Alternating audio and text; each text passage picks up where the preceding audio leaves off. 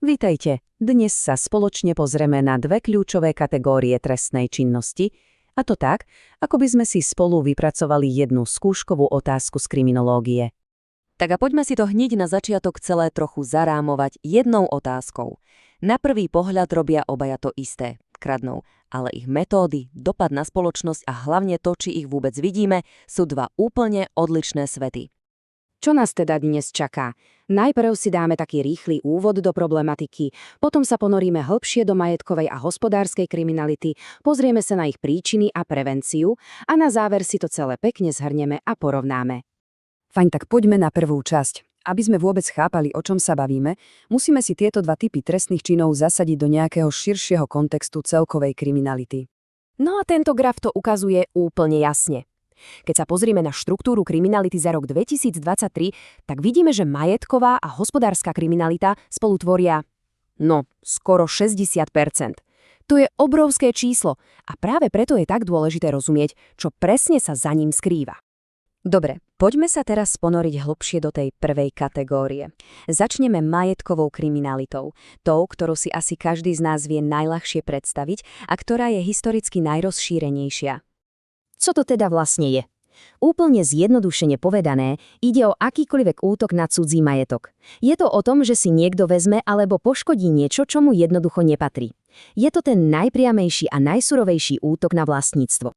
A čo si pod tým máme predstaviť? Je to naozaj široká škála. Od bežných krádeží v obchodoch, cez vlámačky do aut, až po tie najnepríjemnejšie, ako sú vlámania do domov či bytov. Sú to presne tie činy, ktoré sa priamo dotýkajú nášho pocitu bezpečia v každodennom živote. No a keď sa pozrieme do histórie, vidíme tu niečo naozaj fascinujúce. Po roku 89 miera majetkovej kriminality doslova explodovala. V roku 1993 tvorila neuveriteľných 82% všetkých trestných činov. Odvtedy našťastie vidíme jasný klesajúci trend. Dnes je to niečo okolo 35%. A teraz prichádza na rad jeden z najväčších problémov, ktorý sa s týmto typom kriminality spája. Pozrieme sa na toto číslo. 45%. To je približná miera jej objasnenosti. Áno, je to presne tak. V praxi to znamená, že sa neobjasní ani každý druhý prípad. A to je samozrejme obrovský problém.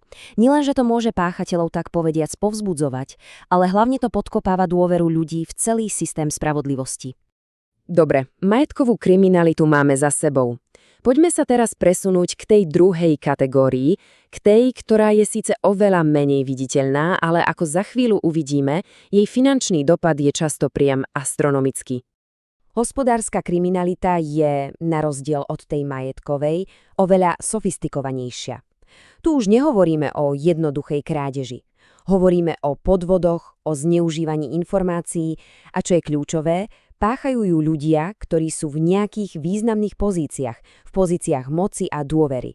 Kto sú teda páchatelia? Určite to nie sú náhodní ľudia z ulice. Sú to osoby, ktoré majú špecifické postavenie, vedomosti, často aj vysokú inteligenciu. A presne to využívajú na páchanie trestnej činnosti, ktorá sa navyše veľmi ťažko odhaľuje a spôsobuje obrovské finančné škody. A teraz pozor, toto číslo hovorí za všetko. 70 až 90%. Presne takýto podiel na celkových finančných škodách zo všetkej kriminality má na svedomí práve tá hospodárska.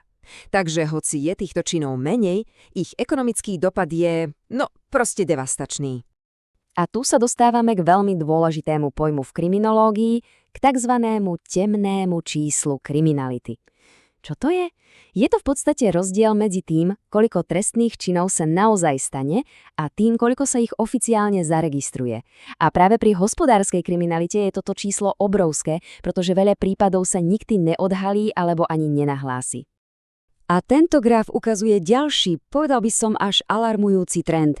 Pozrite sa na ten prepad. Miera objasnenosti hospodárskych trestných činov klesla z takmer 92% v roku 1989 na dnešných biedných 34%. To nám jasne ukazuje, o koľko zložitejšie a náročnejšie sa tieto prípady dnes vyšetrujú. Dobre, takže vieme, čo to je a aký to má dopad. Ale prečo sa to vlastne deje? A čo je dôležitejšie, dá sa s tým niečo robiť? Ako asi tušíme, odpovede budú pre každý typ úplne iné. Tu vidíme tie príčiny pekne vedľa seba a ten kontrast je naozaj obrovský. Na jednej strane máme majetkovú kriminalitu, ktorá často pramení zo sociálnych problémov ako chudoba a nezamestnanosť. Na druhej strane hospodárska kriminalita. Tá sa zrodila v podmienkach veľkých ekonomických zmien, ako bola privatizácia a živí ju nedokonalá legislatíva, globalizácia a, povedzme si na rovinu, nedostatok podnikateľskej etiky. No a keď sú príčiny také odlišné, logicky musia byť odlišné aj stratégie prevencie. Pri majetkovej kriminalite sa musíme zamerať na sociálne programy, ale aj na bežné zabezpečenie majetku, alarmy, zámky a podobne. Pri hospodárskej kriminalite je to však boj na úplne inom fronte.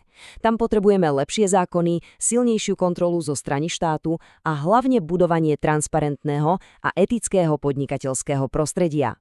Tak a sme vo finále. Poďme si to teraz tele zosumarizovať a postaviť tieto dve kategórie pekne vedľa seba, aby boli tie rozdiely kryštáľovo jasné. Táto tabuľka to zhrňuje perfektne. Páchateľ, pri majetkovej ktokoľvek, často z núdze. Pri hospodárskej človek v pozícii moci. Cieľ, pri jednej sú to jednotlivci, pri druhej celé systémy firmy štát. Škoda, pri majetkovej je menšia na jeden čin, no je ich veľa. Pri hospodárskej je škoda na jeden prípad často obrovská. A nakoniec tá viditeľnosť a objasnenosť. Majetková je viditeľná, ale zle sa objasňuje, hospodárska je takmer neviditeľná a objasňuje sa ešte horšie. A to nás privádza k záverečnej otázke, ktorú si môžeme položiť. Čo je pre spoločnosť vlastne nebezpečnejšie? Ten zločin, ktorý vidíme na vlastné oči a ktorý v nás vyvoláva strach?